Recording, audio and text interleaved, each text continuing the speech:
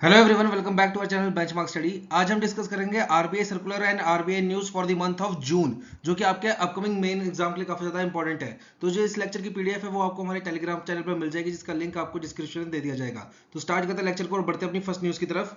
तो सबसे पहली न्यूज है हमारी रिगार्डिंग ग्रीन बॉन्ड्स के रिलेटेड। अब देखो, आरबीआई ने रिसेंटली क्या किया है, जो ग्रीन बॉन्ड्स है जिनकी मेच्योरिटी होती है 10 साल की, उसके ऑक्शन को कर दिया है कैंसिल। देखो, ग्रीन बॉन्ड्स आपके जनवरी 2023 से लॉन्च होने स्टार्ट हुए हैं। तब से लेके अब तक पहली बार ऐसा हुआ है कि आरबीआई ने ग्रीन बॉन्ड की ऑक्शन को कैंसिल किया है। और ये कैंसिल क्या बोल के किया है कि इनको लगा है एब्सेंस ऑफ ग्रीनियम। अब ये ग्रीनियम का मतलब क्या होता है, इसको समझते हैं। देखो, मैं अगर एज ए इन्वेस्टर एक ग्रीन बॉन्ड में इन्वेस्ट कर रहा हूं, अपने पैसे लगा रहा हूं, तो बदले में मैं क्या चाहूंगा, वो ग्रीन बॉन्ड मेरे को कुछ ना कुछ रिटर्न दे, काफी थोड़ी अच्छी रिटर्न दे, तभी मैं उसमें पैसे इन्वेस्ट करूंगा। तो देखो, जो इन्वेस्टर्स थे उनका बोलना क्या था, हम ग्रीन बॉन्ड में पैसा लगाएंगे पर हमें बदले में क्या चाहिए, 7% से लेके 7.06% तक की यील्ड चाहिए। पर आरबीआई का क्या बोलना था, आरबीआई ने बोला कि आप ज्यादा मांग रहे हो, हम आपको मैक्सिमम ऑफर करेंगे 6.8% से लेके 6.9% तक, ये हमारा मैक्सिमम ऑफर है।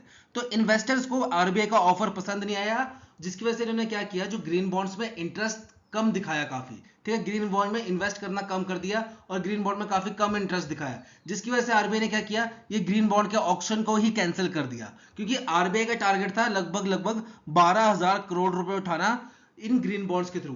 पर जो इन्वेस्टर्स थे उन्होंने इंटरेस्ट दिखाना कम कर दिया, तो आरबीआई को लगा हमारा टारगेट भी पूरा नहीं होगा, तो इसलिए उन्होंने ऑक्शन ही कैंसिल कर दिया और इसको लेटर ऑन ईयर शायद नवंबर दिसंबर में दोबारा लॉन्च कर दे, दोबारा ऑक्शन लेकर आ जाए। देखो, अब यहाँ पे समझने वाली बात जो है वो क्या है, यील्ड क्या होता है। आपने रेट ऑफ इंटरेस्ट सुना होगा, कूपन सुना होगा, यील्ड का मतलब क्या होता है। तो देखो, सपोज एक बॉन्ड है जिसको मैंने परचेज किया, ठीक है, फर्स्ट टाइम परचेज किया प्राइमरी मार्केट से, उसकी फेस वैल्यू थी 1,000 रुपीज। रेट ऑफ इंटरेस्ट बोल लो आप या कूपन रेट बोल लो, वो था आपका सपोज 10% का। तो मेरे को पैसे रिटर्न में कितने मिलेंगे, एक्स्ट्रा 100 रुपए। अब इसकी मैच्योरिटी थी बॉन्ड की 1 ईयर की। अब क्या हुआ, मेरे को 6 महीने बाद पैसों की जरूरत पड़ गई, तो मैं गया सेकेंडरी मार्केट में।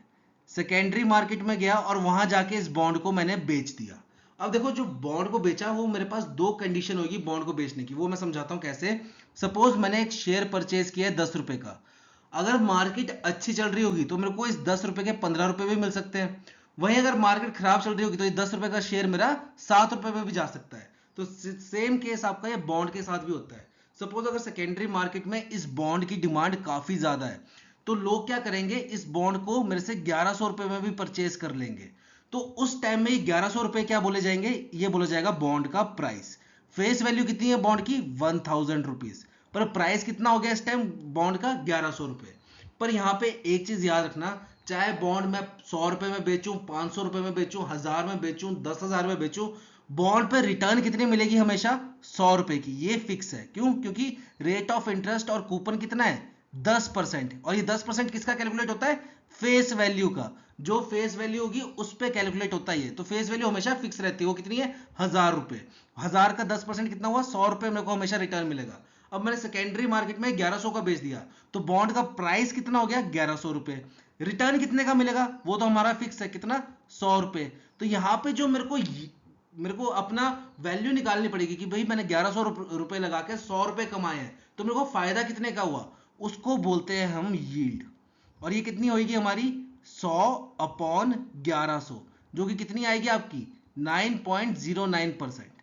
वहीं अगर सोचो, जो मेरा बॉन्ड है इसकी मार्केट में डिमांड जो है वो काफी कम है। तो सपोज मेरा जो बॉन्ड है वो किसी ने मेरे से 900 रुपए में खरीदा, तो ये क्या हो जाएगा, 900 रुपया प्राइस। रिटर्न कितनी रहेगी, रिटर्न तो मेरे फिक्स ही रहेगी, कितनी, 100 रुपए। तो यहाँ पे इस केस में यील्ड कितना होगा, इस केस में यील्ड हो जाएगा हमारा 100/900, जो कि कितना हो जाएगा, 11.11%। तो ये होता है आपका यील्ड और ये होता है आपका कूपन रेट या रेट ऑफ इंटरेस्ट। तो रेट ऑफ इंटरेस्ट और कूपन रेट हमेशा आपका फिक्स रहता है और वो हमेशा फेस वैल्यू पे कैलकुलेट होता है। और जो आपकी यील्ड होती है वो किस पे कैलकुलेट होती है, वो प्राइस पे कैलकुलेट होती है। तो एक चीज हमेशा याद रखना, अगर आपके बॉन्ड का प्राइस कम हो रहा है तो आपकी यील्ड परसेंटेज ज्यादा होगी। वहीं अगर आपके बॉन्ड का प्राइस ज्यादा हो रहा है तो आपकी बॉन्ड की यील्ड परसेंटेज जो होगी वो कम होगी। अब यहाँ पे एक चीज और है, जो भी ग्रीन बॉन्ड से पैसा उठाती है सरकार, उसको कहाँ इन्वेस्ट करती है, उसको कहाँ निवेश करती है, ग्रीन प्रोजेक्ट्स में, जिसकी वजह से क्या होगा, अगर आप ग्रीन एनर्जी प्रोड्यूस कर पाओगे, रिन्यूएबल एनर्जी प्रोड्यूस कर पाओगे, क्लाइमेट पोल्यूशन कंट्रोल कर पाओगे, उन चीजों में पैसा जो है इन्वेस्ट करती है government by raising through green bonds. अब देखो ग्रीन बॉन्ड्स के पीछे क्यों पड़ी है सरकार, क्योंकि सरकार के कुछ टारगेट हैं। क्या? 500 गीगावाट एनर्जी बनाना नॉन फॉसिल फ्यूल से, ठीक है, बाय 2030। फिर 50% of its energy requirement fulfil करनी है किससे? रिन्यूएबल एनर्जी से बाय 2030। फिर 1 billion ton of carbon emission को रिड्यूस करना है बाय 2030 एंड 2070 तक इंडिया को कार्बन न्यूट्रल कंट्री बनाना है। तो ये टारगेट है इंडिया के। तो इसको फुलफिल करने के लिए इंडिया को चाहिए पैसा, और वो पैसा कैसे उठा रही है? Through green bonds. ठीक है, बढ़ते हैं नेक्स्ट न्यूज की तरफ। नेक्स्ट न्यूज है हमारी रिगार्डिंग WMA लिमिट के बारे में। तो WMA क्या होता है? हमारा वेज एंड मीन्स एडवांसेस, जिसके तहत हमारी state government and union territory जो है वो पैसे उधार लेती है, बोरो करती है in the form of loan. अब ये एक स्टेट गवर्नमेंट और यूटी जो है कितना पैसा उधार ले सकती है, कौन डिसाइड करता है? ये डिसाइड करता है हमारा आरबीआई।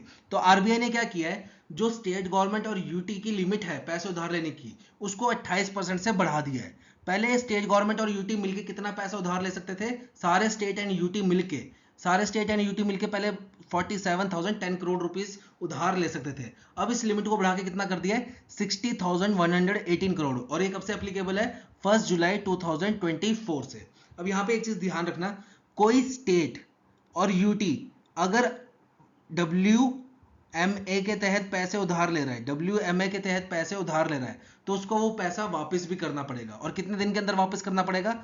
90 डेज के अंदर। अब जाहिर सी बात है, उसने पैसा उधार लिया है तो उसको ब्याज भी देना पड़ेगा। और ब्याज कितना देना पड़ेगा? रेट ऑफ इंटरेस्ट कितना देना पड़ेगा? जितना रेपो रेट चल रहा है उतना। तो मतलब अगर कोई स्टेट पैसे उधार ले रहा है वेज एंड मीन्स एडवांसेस के थ्रू, तो उसको वो पैसे 90 दिन के अंदर वापस करने हैं, और उस पैसों पर ब्याज कितना देना है? जितना रेपो रेट चल रहा है उतना। अब बात करते हैं, अगर बाय चांस कोई स्टेट जो है वो 90 दिन तक पैसे नहीं देता है, तब क्या होता है? तो जो स्टेट 90 दिन तक पैसे वापस नहीं करता है, तो उस स्टेट के साथ क्या किया जाता है? उसका लोन जो है वो WMA में से बाहर निकाल दिया जाता है। मतलब वेज एंड मीन्स एडवांसेस से उसका लोन बाहर निकाल के किस में डाल दिया जाता है? ओवरड्राफ्ट फैसिलिटी में। अब इससे क्या फर्क पड़ेगा किसी स्टेट को? इससे फर्क ये पड़ता है कि उस पर अब रेट ऑफ इंटरेस्ट जो है वो ज्यादा लगेगा। और कितना लगेगा? जितना रेपो रेट चल रहा है उस पर 2% एक्स्ट्रा। मतलब अगर कोई स्टेट पैसे उधार ले रहा है 10 करोड़ रुपए WMA के तहत, 10 करोड़ रुपए उधार लिए WMA के तहत, और रेपो रेट चल रहा है समझ लो 6%, तो उसको कितना ब्याज देना है 10 करोड़ पे? 6%। पर वहीं अगर वो 90 दिन तक पैसे वापस नहीं करता है, तो उसका लोन WMA में से निकाल के किस में डाल दिया जाता है? ओवरड्राफ्ट फैसिलिटी में। और उसको अब ब्याज कितना देना पड़ेगा? 8% का, रेपो रेट पे 2% एक्स्ट्रा। इसलिए कोई भी स्टेट और यूटी अगर WMA के तहत पैसा उधार ले रहा है, तो उसको बेटर है कि वो 90 दिन के अंदर वापस कर दे। 90 दिन के अंदर क्यों? उसके ये 2% एक्स्ट्रा ब्याज में जाने से बच जाएंगे। वरना 90 दिन बाद क्या होगा? उसका लोन चला जाएगा ओवरड्राफ्ट फैसिलिटी में, और उसको रेपो रेट पे 2% एक्स्ट्रा देना पड़ेगा। अब यहाँ पे बात आती है, एक स्टेट और यूटी ओवरड्राफ्ट फैसिलिटी मैक्सिमम कितने डेज के लिए यूज कर सकते हैं? तो एक स्टेट और यूटी मैक्सिमम 14 डेज के लिए लगातार, अगर लगातार बात की जाए एक के बाद एक, लगातार 14 दिन के लिए यूज कर सकता है ओवरड्राफ्ट फैसिलिटी। और वहीं एक क्वार्टर में कितने दिन तक के लिए यूज कर सकता है? तो एक क्वार्टर में मैक्सिमम 36 दिन के लिए। लगातार बात की जाए तो 14 दिन, और एक क्वार्टर मतलब 3 महीने। एक क्वार्टर में मैक्सिमम कितने दिन यूज कर सकता है? 36 दिन। और ये जो WMA स्कीम थी, ये इंडिया में लॉन्च कब हुई थी? 1997 में। अब ये तो हो गया एक तरीका स्टेट गवर्नमेंट और यूटी का पैसा उधार लेने का।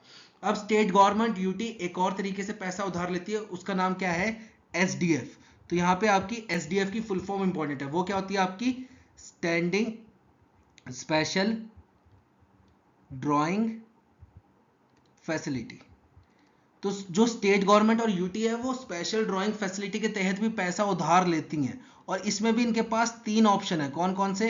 एक है आपका ATB के थ्रू, एक है आपका CSF के थ्रू, और एक है आपका GRF के थ्रू। तो इनकी फुल फॉर्म इंपॉर्टेंट है। ATB की फुल फॉर्म क्या है? Auction treasury bill. CSF की फुल फॉर्म क्या है? Consolidated sinking fund. और GRF की फुल फॉर्म क्या है? Guarantee redemption fund. तो देखो, जो CSF है ना और GRF है, ये हर स्टेट अपना अपना बना के रखता है। हर स्टेट और हर यूटी अपने ये दोनों फंड मेंटेन करके रखते हैं। इमरजेंसी के लिए। और इमरजेंसी कैसे आती है ये मैं बताता हूँ आपको। इधर एग्जांपल लेते हैं, सपोज एचपी गवर्नमेंट का, हिमाचल प्रदेश गवर्नमेंट का। तो एचपी गवर्नमेंट ने क्या किया था, सेंटर से 10 करोड़ रुपए उधार लिए थे और इन्होंने वादा किया था कि हम 30 अप्रैल को, सपोज 30 अप्रैल को पैसे वापस कर देंगे। पर अब 29 अप्रैल आ गई और एचपी गवर्नमेंट के पास पैसे हैं नहीं सेंट्रल गवर्नमेंट को पैसे देने के लिए, 10 करोड़ वापस करने के लिए। तो एचपी गवर्नमेंट क्या करेगी, अपने कंसोलिडेटेड सिंकिंग फंड में से पैसे उधार लेगी 10 करोड़ रुपए और ये सेंट्रल गवर्नमेंट को लोन रीपे कर देगी। तो जब भी कभी स्टेट को अपना लोन रीपे करना है और एट ए टाइम उसके पास पैसे नहीं है, तो वो पैसे कहां से उधार ले सकता है, कंसोलिडेटेड सिंकिंग फंड से। फिर दूसरी कंडीशन क्या है, जीआरएफ फंड की। सपोज एचपी गवर्नमेंट है, इनके अपने अपने डिपार्टमेंट भी होते हैं। डिपार्टमेंट जैसे कि आप एजुकेशन डिपार्टमेंट देख लो, फिर आपका ट्रांसपोर्ट डिपार्टमेंट जिसका नाम है एचआरटीसी, फिर आपका इलेक्ट्रिसिटी डिपार्टमेंट हो गया एचपीएसईबीएल, फिर आपका वाटर सप्लाई डिपार्टमेंट हो गया पीडब्ल्यूडी डिपार्टमेंट हो गया। तो जो गवर्नमेंट के डिपार्टमेंट्स होते हैं ये भी अपने लेवल पे लोन लेते हैं। जैसे एचआरटीसी ने बैंक से लोन ले लिया, एचआरटीसी ने बैंक से लोन ले लिया 5 करोड़ का, ठीक है, पीएनबी से। तो यहाँ पे क्या होता है, स्टेट गवर्नमेंट जो एचपी गवर्नमेंट है वो पीएनबी को गारंटी देती है क्या, कि अगर बाय चांस एचआरटीसी ये 5 करोड़ आपके रीपे नहीं कर पाएगा तो हिमाचल प्रदेश गवर्नमेंट जो है वो आपको ये 5 करोड़ देगी। तो एचआरटीसी ने क्या करना था, सपोज 5 नवंबर को, ठीक है, 5 नवंबर को पीएनबी को ये 5 करोड़ रुपए वापस खत्म करने थे, लोन खत्म करना था। पर क्या हुआ कि एचआरटीसी के पास पैसे नहीं है और 5 नवंबर के आसपास हिमाचल गवर्नमेंट के पास भी पैसे नहीं है कि पीएनबी को वापस कर दे। पर हिमाचल प्रदेश गवर्नमेंट ने क्या किया है, गारंटी दी थी कि एचआरटीसी की कि भाई अगर वो पैसे नहीं देगी तो हम देंगे। अब इसको ये गारंटी तो फुलफिल करनी पड़ेगी। तो ये क्या करेगी, ये गारंटी रिडेम्पशन फंड में से पैसे उधार लेगी और गारंटी को फुलफिल कर देगी, मतलब 5 करोड़ रुपया पीएनबी को फुलफिल कर देगी, पैसे दे देगी। तो जब भी कभी स्टेट गवर्नमेंट या यूटी किसी डिपार्टमेंट की गारंटी के पैसे वापस करने होते हैं और उसके पास अगर उस टाइम पैसे ना हो तो वो कहां से ले सकता है, गारंटी रिडेम्पशन फंड से। अब बात करते हैं लास्ट में ऑक्शन ट्रेजरी बिल्स। पता क्या होता है, कभी कभी ना जो स्टेट गवर्नमेंट और यूटी होती है इनके पास एक्सेस पैसा भी होता है, मतलब कभी कभी ज्यादा कमाई हो जाती है स्टेट और यूटी की। तो उस टाइम क्या करते हैं, ये सरप्लस पैसे का, इस सरप्लस पैसे को इन्वेस्ट करते हैं। और इन्वेस्ट कहां करते हैं, सपोज ट्रेजरी बिल परचेज कर लिया, गवर्नमेंट सिक्योरिटीज परचेज कर ली। अब यहीं पे मैं एग्जांपल लेता हूं एचपी गवर्नमेंट की। एचपी गवर्नमेंट ने क्या किया, इसके पास पैसे ज्यादा आ गए तो इन्होंने एक टी बिल ले लिया, ट्रेजरी बिल ले लिया, और जिसकी मैच्योरिटी थी 182 डेज की। अब क्या हुआ, परचेज किया एचपी गवर्नमेंट ने और उसके 30 दिन बाद इनको पैसों की जरूरत पड़ गई। अब ये टी बिल तो 182 डेज बाद मैच्योर होगा, तो एचपी गवर्नमेंट क्या कर सकती है, इस टी बिल को गिरवी रख सकती है in the form of collateral और इस पे पैसे उधार ले सकती है। तो ये क्या होता है आपका एटीबी। तो स्पेशल ड्राइंग फैसिलिटी के तहत आप 3 तरीके से पैसे ले सकते हो, थ्रू एटीबी, थ्रू सीएसएफ और थ्रू जीआरएफ। और ये कितने पैसे ले सकते हो, तो आरबीआई ने बोला है ये आप 50%, मैक्सिमम कितने पैसे उधार ले सकते हो, 50%, जितनी भी इनकी वैल्यू, मतलब एक स्टेट गवर्नमेंट ने समझ लो 10 करोड़ के treasury bills government security purchase कर रखी है तो उसका 50% ही पैसा उधार ले सकते हो। सपोज एक स्टेट ने कंसोलिडेटेड सिंकिंग फंड में 50 करोड़ रुपए रखा है तो मैक्सिमम 50% यानी कि 25 करोड़ रुपया ही उधार ले सकते हो। एक स्टेट ने गारंटी रिडेम्पशन फंड में सपोज 100 करोड़ रुपया रखा है तो मैक्सिमम 50% ही उधार ले सकते हो, यानी कि 50 करोड़। मतलब इन तीनों का जो अमाउंट है उसका मैक्सिमम 50% एक स्टेट गवर्नमेंट जो है उधार ले सकती है थ्रू स्पेशल ड्राइंग फैसिलिटी। अब यहां से भी देखो उधार ले रही है पैसे स्टेट गवर्नमेंट, तो यहां पे भी इनको इंटरेस्ट देना पड़ेगा।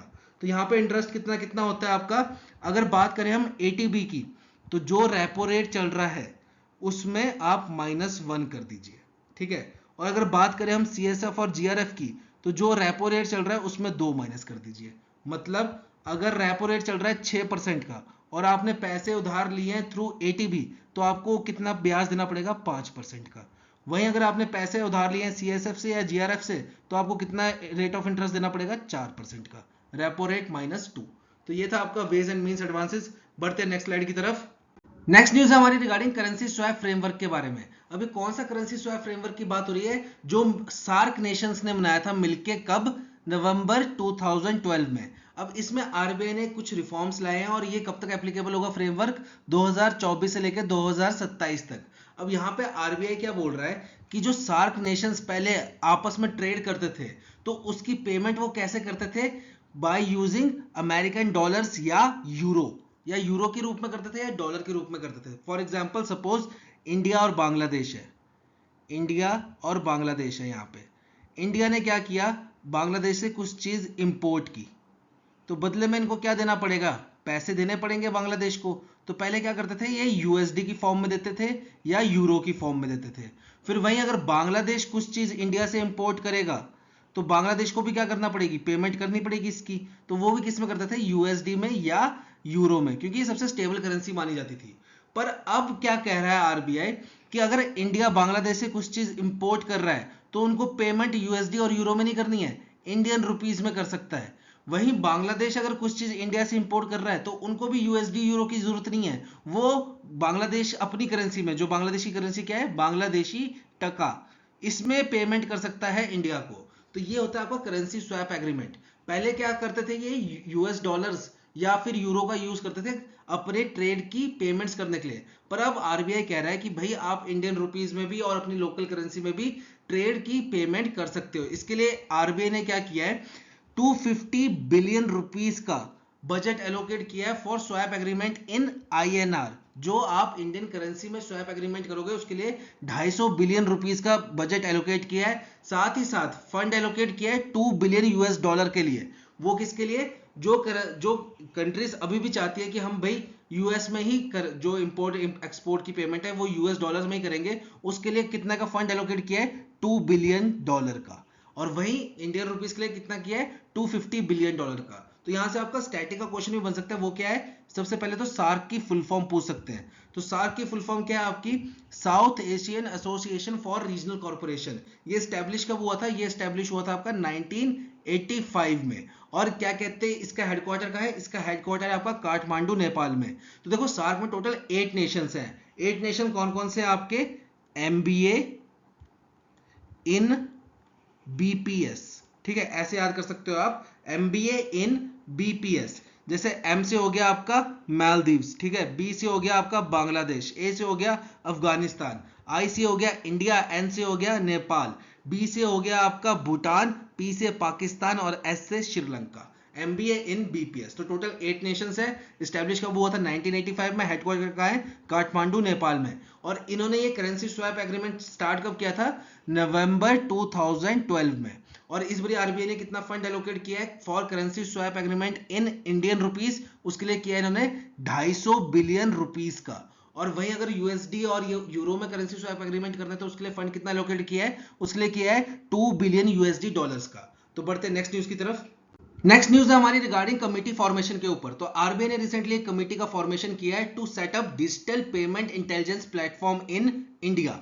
अब इसकी जरूरत क्यों पड़ी, क्योंकि देखो आरबीआई बोल रहा है जैसे जैसे हम अपनी बैंकिंग जो है, जैसे जैसे हम जो पेमेंट मेथड जो है ऑनलाइन की तरफ शिफ्ट कर रहे हैं, वैसे वैसे नंबर ऑफ जो फ्रॉड्स हैं वो भी इंडिया में इंक्रीज हो रहे हैं। तो अगर हम आरबीआई का डाटा माने तो अगर हम टोटल फ्रॉड्स की वैल्यू का एस्टिमेट लगाएं तो उसमें 70.64% का इंक्रीज आया। मतलब पहले जो हमारे फ्रॉड हो रहे थे उनकी वैल्यू थी टोटल 1526 करोड़ रुपए के फ्रॉड हुए थे, अब वो बढ़ के कितने हो गए, 2604 करोड़ रुपीस के।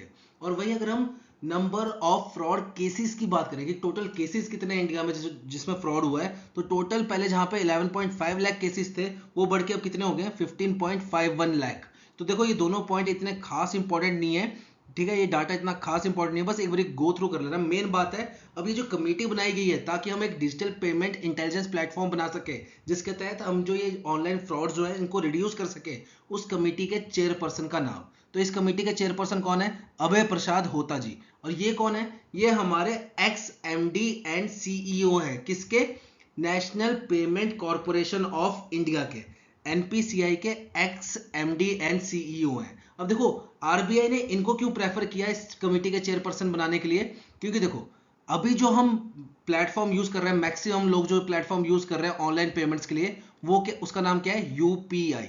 इसकी फुल फॉर्म क्या है आपकी, यूनिफाइड पेमेंट इंटरफेस।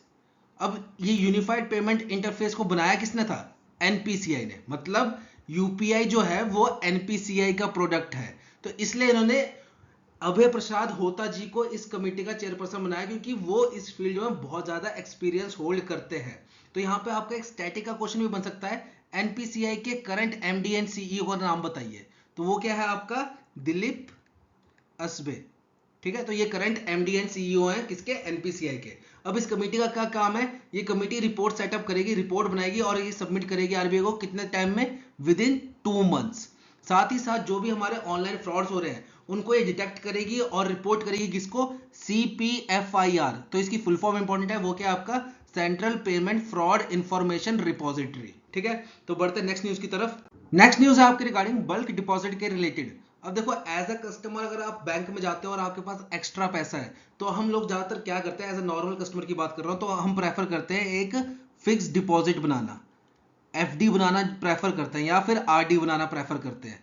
तो बैंक में क्या होता है, एफडी के ऊपर भी ना अलग अलग इंटरेस्ट रेट होते हैं। एक तो ईयर वाइज अलग अलग होते हैं कि 1 साल की बनाओगे तो उस पर अलग रेट ऑफ इंटरेस्ट लगेगा, 2 साल की बनाओगे उस पर अलग लगेगा, 5 की बनाओगे उस पर अलग लगेगा।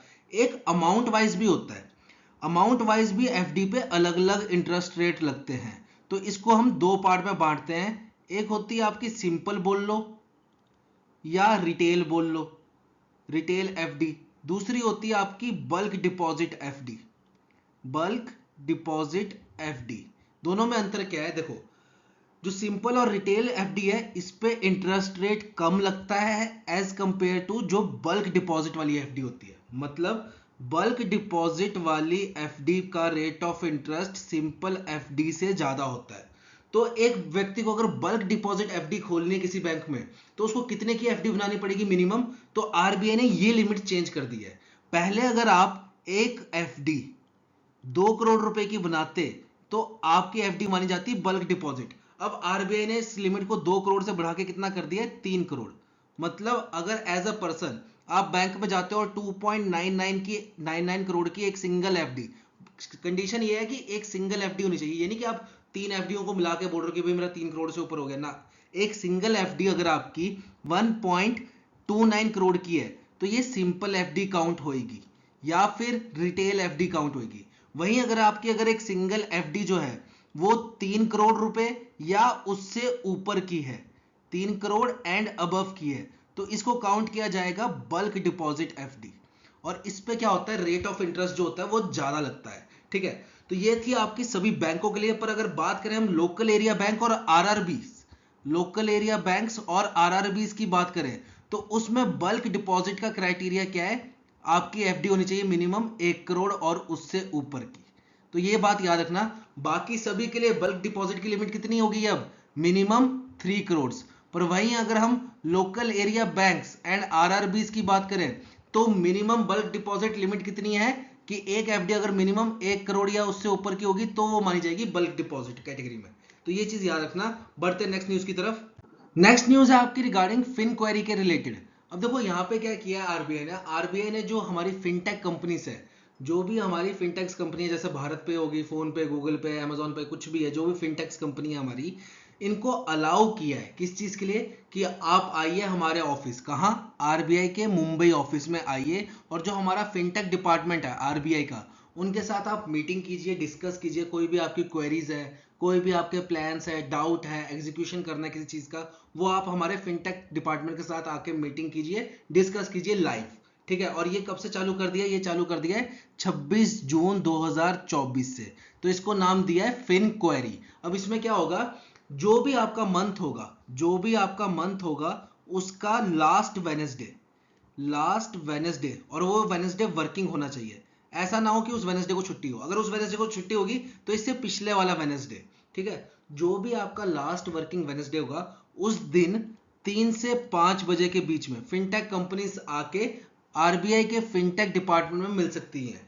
ये विंडो जो है ये सिर्फ 2 घंटे के लिए दी जाएगी, मतलब 2 घंटे की आप मीटिंग कर सकते हो आराम से फिनटेक डिपार्टमेंट के साथ ऑफ आरबीआई। और ये कहाँ होगा, मुंबई में, जो हेड ऑफिस है आरबीआई का। इससे क्या होगा, जो आपके फिनटेक्स वाली कंपनीज है वो और अच्छे से इजीली ऑपरेट कर पाएंगे इंडिया में, और उनको कोई भी डाउट या क्वेरी या कुछ भी प्रॉब्लम आ रही है वो अच्छे से डिस्कस कर सकेंगी फिनटेक डिपार्टमेंट ऑफ आरबीआई के साथ। बढ़ते हैं नेक्स्ट न्यूज की तरफ। अब यहां से स्टार्ट होते हैं हमारे इंपॉर्टेंट वन लाइनर।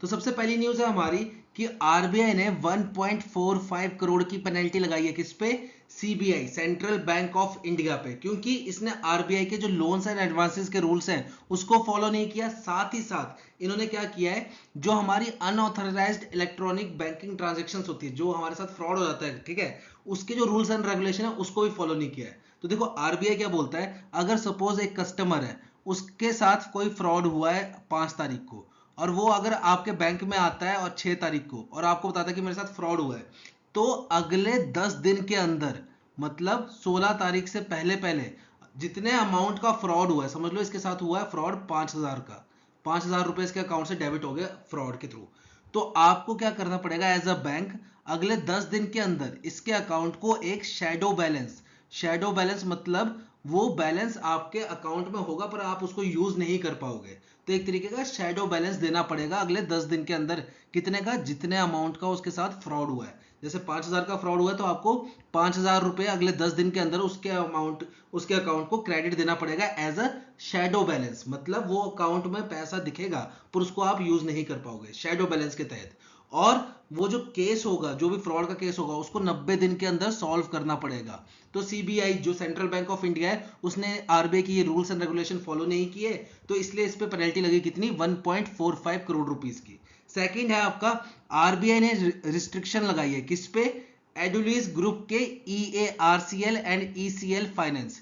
ईएआरसीएल क्या है आपका, edulis asset reconstruction company limited, और ये एडुलिस कंपनी फाइनेंस लिमिटेड, ठीक है। इन पे रिस्ट्रिक्शन क्यों लगाई आरबीआई ने, क्योंकि ये क्या कर रहे थे, ये एवरग्रीनिंग ऑफ स्ट्रेस्ड एक्सपोजर, मतलब कोई कोई इनका कस्टमर होगा, ठीक है, जिसने इनसे लोन ले रखा है, वो क्या कहते हैं पहले से ही एनपीए हो रहा है, पर क्या कर रहे हैं, उसको दोबारा नया लोन दे रहे हैं, दोबारा नया लोन दे रहे हैं ताकि वो उस नए लोन के अमाउंट से पुराना लोन भर दे, तो इनका एनपीए भी नहीं होएगा और कस्टमर भी इनके साथ रहेगा। तो इसको क्या बोलते हैं हम, एवरग्रीनिंग।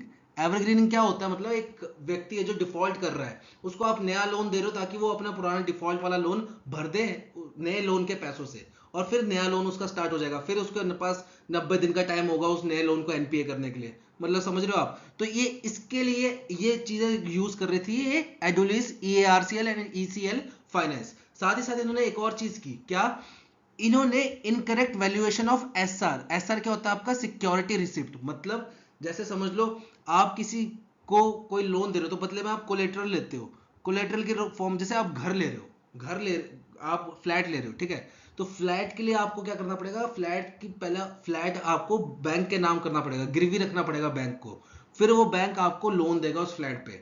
तो उसके लिए क्या होता है, आपके फ्लैट की पहले इवैल्यूएशन की जाती है कि भाई आपके फ्लैट की मार्केट वैल्यू कितनी है। सपोज आपके फ्लैट की मार्केट वैल्यू है 50 लाख, तो आपको बैंक 40 लाख तक का लोन दे देता है उस फ्लैट के ऊपर।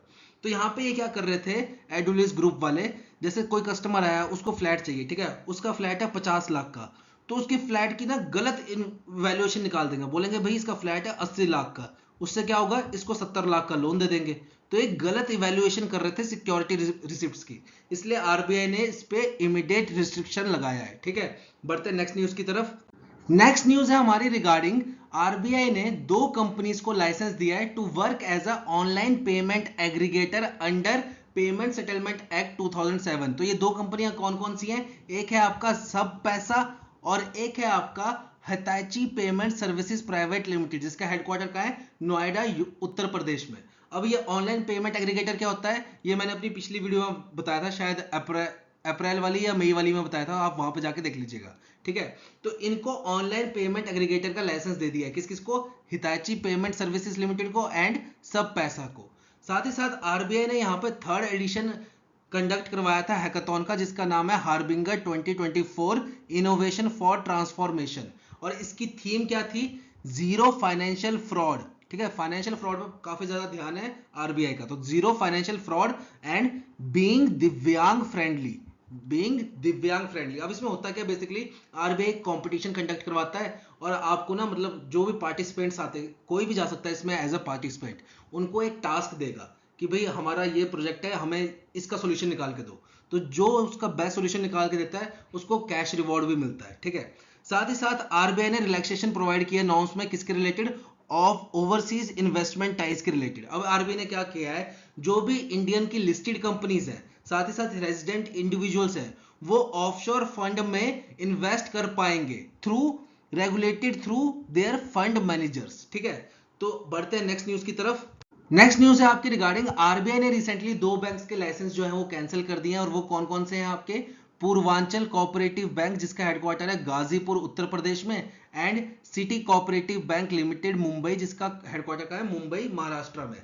अब आरबीआई ने इन दोनों बैंक्स के लाइसेंस कैंसिल क्यों किए हैं? क्योंकि इनके पास पैसा ही नहीं बचा, एडिक्वेट कैपिटल ही नहीं बची इनके पास, इसलिए आरबीआई ने इनका लाइसेंस जो है वो कैंसिल कर दिया। अब इस सिचुएशन में एज अ कस्टमर सोचो आप, अगर आपका पैसा इन बैंक के अकाउंट में है तो आपका पैसा कौन देगा? इन बैंक के पास तो पैसा बचा नहीं, और आरबीआई ने इनका लाइसेंस भी कैंसिल कर दिया। अब आपका पैसा कौन देगा? तो आपका पैसा कौन देता है? डीआईसीजीसी, जिसकी फुल फॉर्म क्या है आपकी? Deposit insurance and credit guarantee corporation. ये क्या करता है? ये आपके अकाउंट की इंश्योरेंस करता है कि बाय चांस कल को अगर बैंक आपका बैंकरप्ट हो जाता है, फेल हो जाता है, या उसका लाइसेंस कैंसिल कर देता है, कुछ भी है, उसके पास पैसे नहीं है, तो आपके अकाउंट के पैसे हम देंगे। कौन? डीआईसीजीसी। और ये मैक्सिमम कितने पैसे देता है? 5 लाख रुपए। मतलब सपोज एक बैंक है XYZ और ये बैंकरप्ट हो गया, ठीक है, या आरबीआई ने इसका लाइसेंस कैंसिल कर दिया, इसके पास पैसे नहीं है, तो इसके 2 कस्टमर हैं, एक सपोज राहुल है, एक है अमित, और दोनों के अकाउंट इस बैंक में थे। तो अमित के अकाउंट में था 10 लाख रुपए, राहुल के अकाउंट में था 3 लाख रुपए। तो डीआईसीजीसी कितने कितने पैसे देगा? तो राहुल को तो 3 लाख के 3 लाख वापस मिल जाएंगे। अमित को कितने मिलेंगे? अमित को मिलेंगे 5 लाख रुपए, क्योंकि डीआईसीजीसी मैक्सिमम इंश्योरेंस कितने की देता है आपको? 5 लाख रुपए की, कि मैक्सिमम हम आपको 5 लाख रुपए तक दे सकते हैं, उससे ऊपर जो पैसे होंगे वो नहीं दे पाएंगे हम, और 5 लाख से नीचे होंगे तब तो आपको सारे के सारे मिल जाएंगे, जैसे कि राहुल को 3 लाख पूरे मिल गए, ठीक है। तो ये होता है आपका डीआईसीजीसी। नेक्स्ट न्यूज है आपकी कि आरबीआई ने जो इसके ओवरसीज गोल्ड रिजर्व थे उसमें से गोल्ड निकालना शुरू कर दिया और उस रिजर्व को कम करना स्टार्ट कर दिया है, सारा वो गोल्ड इंडिया लेकर आ रहे हैं। तो जो आरबीआई का गोल्ड रिजर्व है ओवरसीज, वो पिछले 6 साल के लोएस्ट पे, और कितना पहुंच गए? 47% ऑफ टोटल रिजर्व। साथ ही साथ लास्ट न्यूज है आपकी, आरबीआई ने 29.60 लाख की पेनल्टी 29.6 लाख की पेनल्टी लगाई है किस पे? एचएसबीसी पे। एचएसबीसी पे क्यों लगाई है? तो क्योंकि ये जो क्रेडिट कार्ड, डेबिट कार्ड और रुपए डिनोमिनेटेड को ब्रांडेड प्रीपेड कार्ड थे, इनकी डायरेक्शंस को कंप्लाई नहीं कर रहा था। जो आरबीआई ने डायरेक्शंस दे रखी है कि अगर आपने डेबिट कार्ड इशू करना है तो आपको ये कंडीशन फॉलो करनी पड़ेगी, अगर आपने क्रेडिट कार्ड इशू करना है तो आपको ये कंडीशन फॉलो करनी पड़ेगी, तो उन कंडीशंस को फॉलो नहीं कर रहा था एचएसबीसी, इसलिए आरबीआई ने इस पे पेनल्टी लगाई कितने की? 29.60 लाख की। तो ये थी आपकी जून मंथ की सारी आरबीआई न्यूज। जल्दी मिलेंगे आपको नई वीडियो के साथ। Till then have a nice day.